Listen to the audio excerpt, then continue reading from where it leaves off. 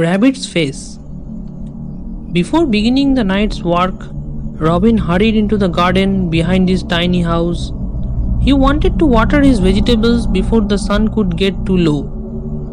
When the light grew too thin to sustain his agricultural activities, Robin laid down his watering can and crossed over into the front yard.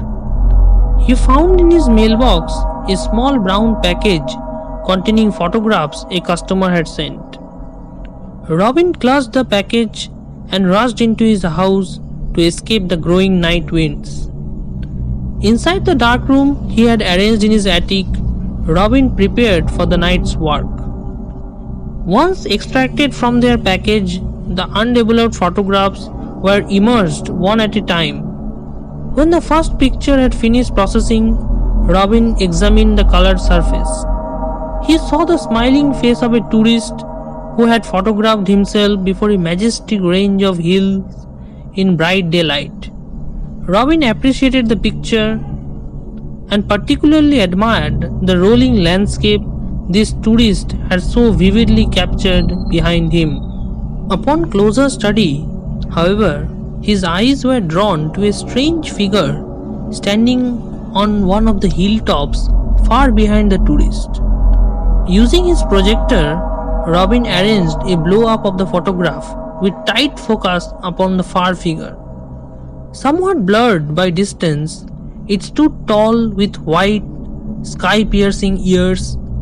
Unnerved by this unexpected discovery, Robin moved on to the second photograph.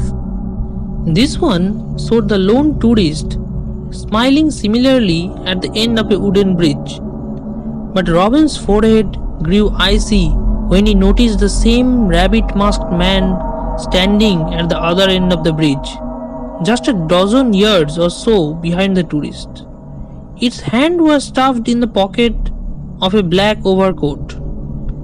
The third picture, hastily developed, showed the tourist's joyful face as he entered what was likely a museum of some sort.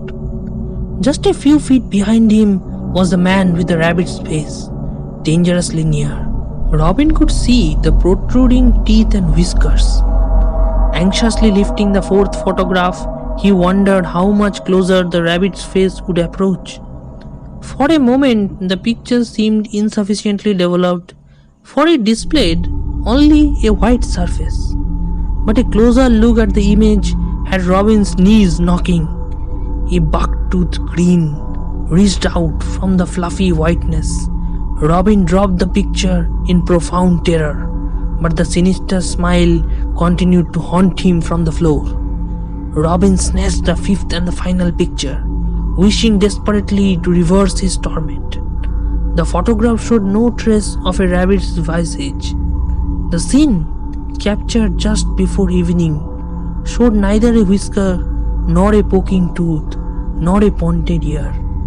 Only Robin standing in his garden.